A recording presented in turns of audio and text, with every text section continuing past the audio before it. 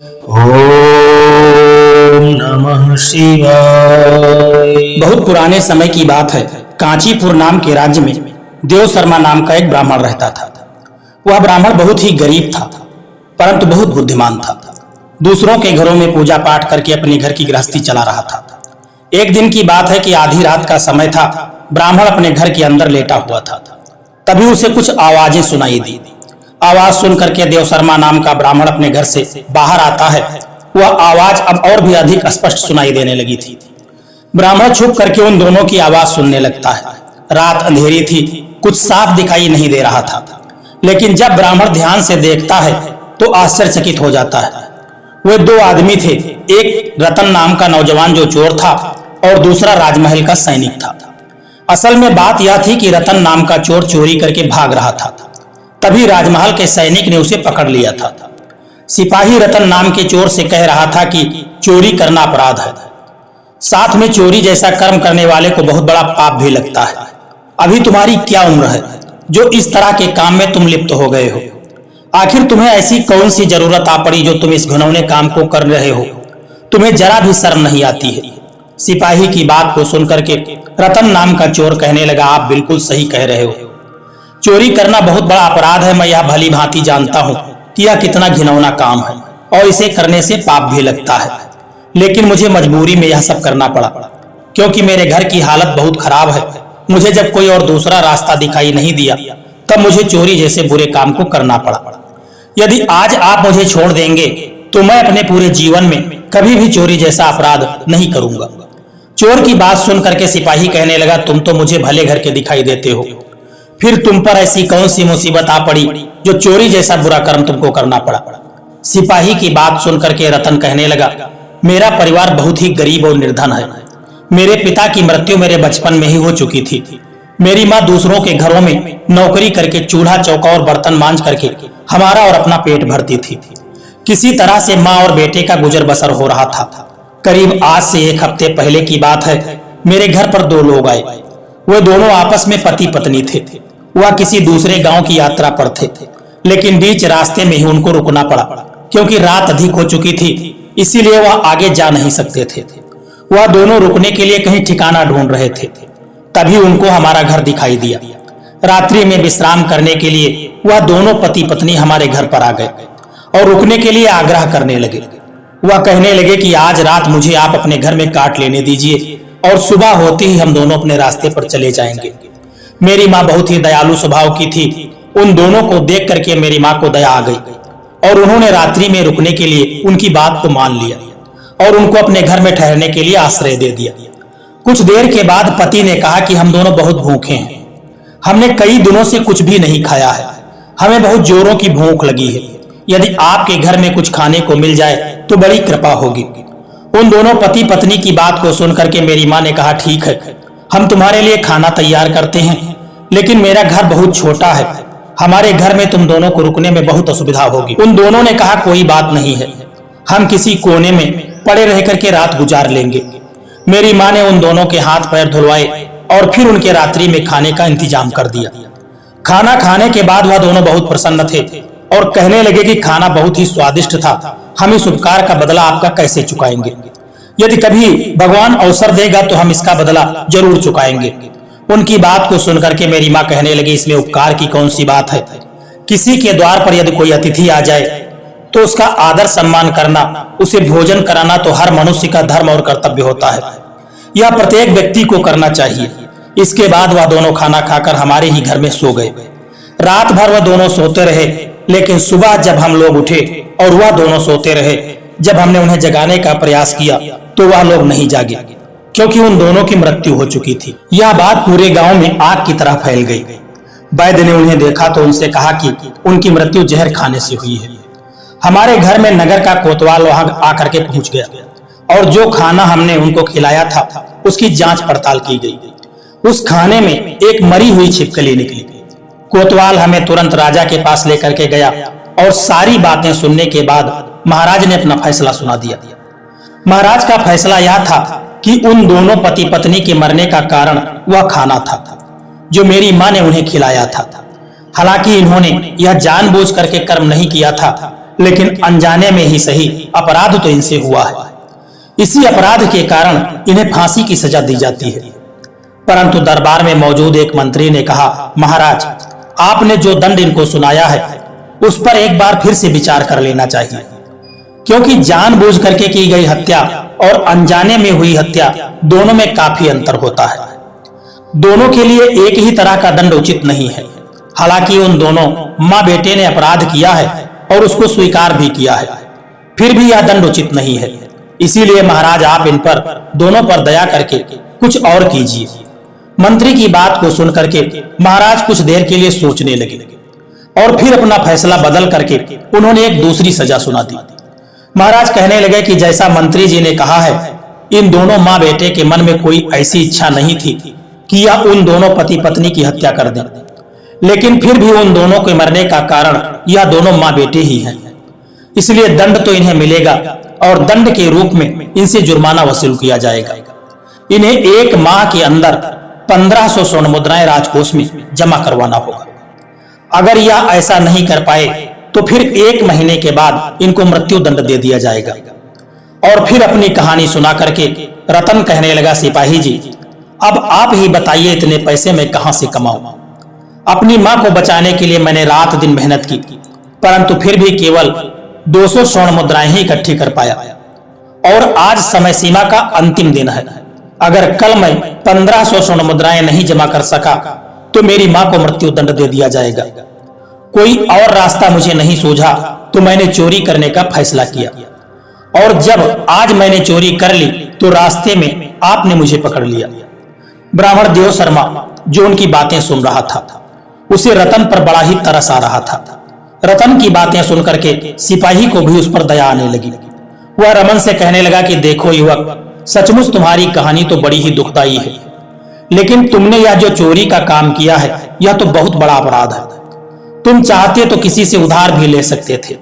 रतन कहने लगा कि भैया आप ही बताइए, हमारी हालत को देख करके भला कौन मुझे 1500 स्वर्ण मुद्राएं उधार में दे देता, और मान लीजिए कोई दया करके मुझे दे भी देता तो मैं उस उधार को वापस कैसे चुका पाता। रतन की बात को सुनकर के सिपाही कुछ देर के लिए सोचने लगा और उसने कहा, ठीक है, मैं तुम्हारी हालत को समझ रहा हूं।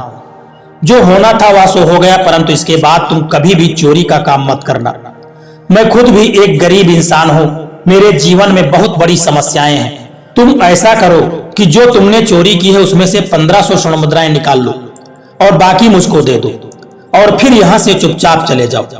जब सिपाही ने यह बात कही तो उसकी बात सुन करके ब्राह्मण देव शर्मा को बहुत गुस्सा आ गया, और वह सोचने लगा कि यह एक सिपाही होकर के चोर को केवल छोड़ ही नहीं रहा है, बल्कि उसे यह भी कह रहा है कि चोरी का आधा हिस्सा मैं ले लेता हूं, जो इससे बहुत बड़ा अपराध है।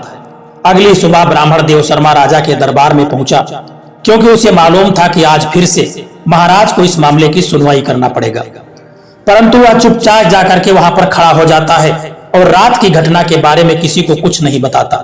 राज दरबार की कार्यवाही शुरू हुई। रतन नाम का एक युवक राज दरबार में पेश किया गया और उसने राजा के सामने 1500 सोने के सिक्के राजकोष में जमा करवाने के लिए दे दिया।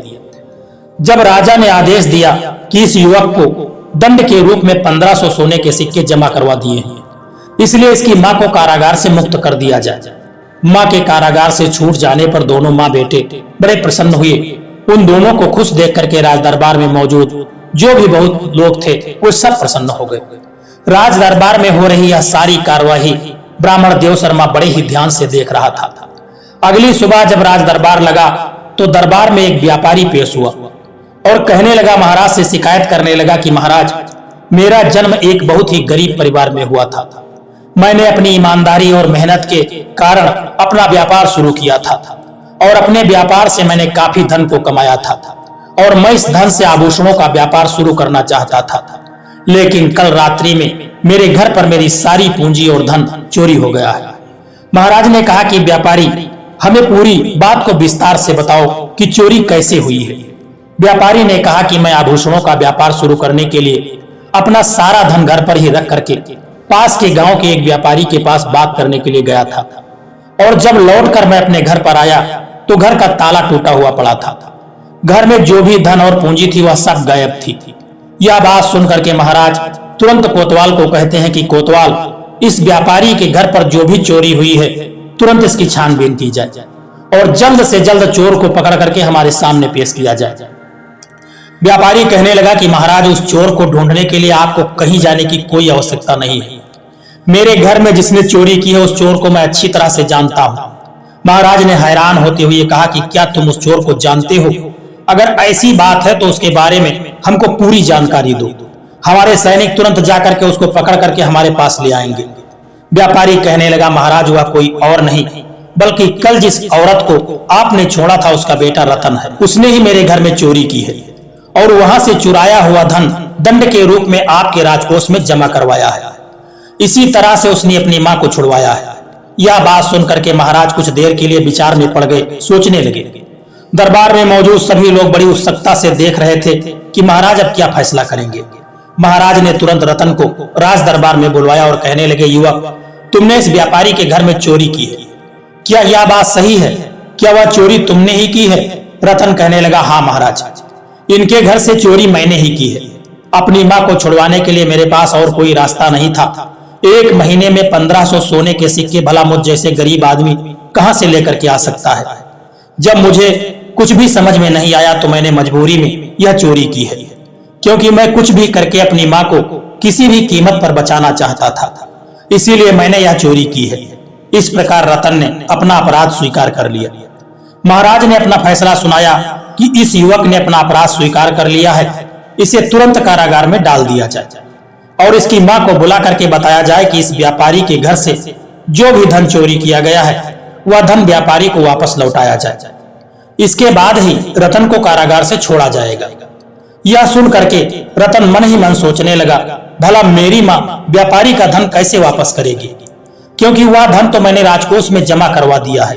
तभी वहां पर मौजूद ब्राह्मण देव शर्मा आगे बढ़ करके महाराज को प्रणाम करते हुए कहने लगा कि महाराज को मेरा प्रणाम स्वीकार कीजिए। मैं आप ही के राज्य में रहने वाला ब्राह्मण देव शर्मा हूँ। महाराज, मैं इस मामले को शुरू से ही देख रहा हूँ। आपकी अनुमति हो तो मैं इस पूरे घटनाक्रम के बारे में कुछ कहना चाहता हूँ।